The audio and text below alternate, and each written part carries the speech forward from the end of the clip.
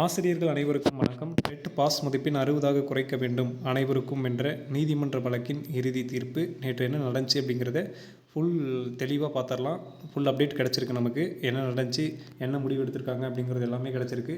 தெளிவாக இந்த வீடியோவில் பார்த்துடலாம் வாங்க. அதுக்கு முன்னாடி நம்ம சேனலுக்கு புதிய பார்வையாளர்களாக இருந்தீங்கன்னா மறக்காமல் சப்ஸ்கிரைப் பண்ணி பக்கத்தில் இருக்கிற பெல் ஐக்கானை கிளிக் பண்ணிக்கோங்க. அப்போ தான் எந்த தகவலையும் மிஸ் பண்ணாமல் பார்க்க முடியும். சரி, வாங்க வீடியோக்குள்ளே போகலாம். நேற்று நம்மளுடைய வழக்கு, அதாவது டெட் பாஸ் மதிப்பெண் அனைவருக்கும் 60 என அறிவிக்க வேண்டும் என்ற வழக்கு எத்தனாவது வழக்காக பட்டியலிடப்பட்டு இருந்தது என்றால் 92வது வழக்காக பட்டியலிடப்பட்டிருந்தது. சரிங்களா? பட் ஆனால் நேற்று என்ன ஆச்சு அப்படின்னு பார்த்தீங்கன்னா, நேற்று 78 வழக்குகள் மட்டுமே விசாரணைக்கு வந்திருக்கு. அதுக்குள்ளே டைம் முடிஞ்சு போச்சு.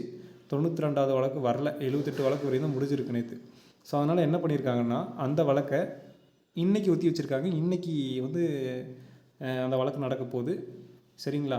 இன்றைக்கி எத்தனாவது வழக்காக லிஸ்ட் அவுட் ஆகிருக்குன்னு 17ஆம் தேதியான இன்று 123வது வழக்காக லிஸ்ட் ஆகிருக்கு. சரிங்களா? இன்றைக்காவது விசாரணைக்கு வந்துருமா அப்படின்னிங்கன்னா பார்ப்போம். 123வது வழக்குன்னும் போது இன்னும் பின்னாடி தள்ளி தான் போகுது. இன்றைக்கி விசாரணைக்கு வருமா இல்லை நாளைக்கு தள்ளி போகுமா அப்படிங்கிறத பொறுத்து இருந்து பார்த்தோம்னா தான் தெரியும். நேற்று வழக்கில் என்ன நடந்துச்சுன்னா இதுதான் நடந்திருக்கு. சரிங்களா? நேற்று வழக்கு ஒத்தி வைக்கப்பட்டிருக்கிறது. 92வது கேஸ் நம்மளுது. ஆனால் 78வது கேஸ் வரையும் தான் நடந்திருக்கு.